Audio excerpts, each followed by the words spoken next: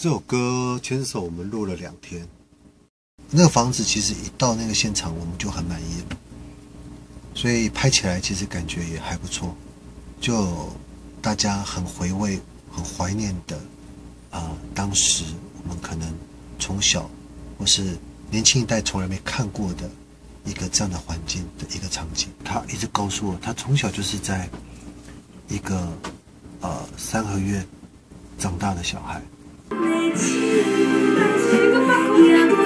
再前面一点。哦，不好意思。来。故事就像是每一个人他最重要的，最让他能够有不一样的体会或者是改变。那我觉得这个歌刚好就写中他的心情。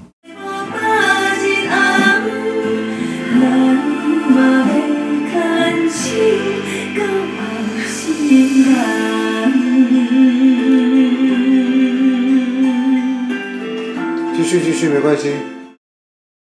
那一到那个场景拍摄的时候，其实他就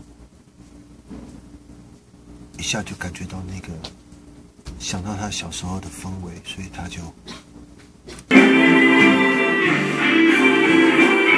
加油啊哈！感恩你。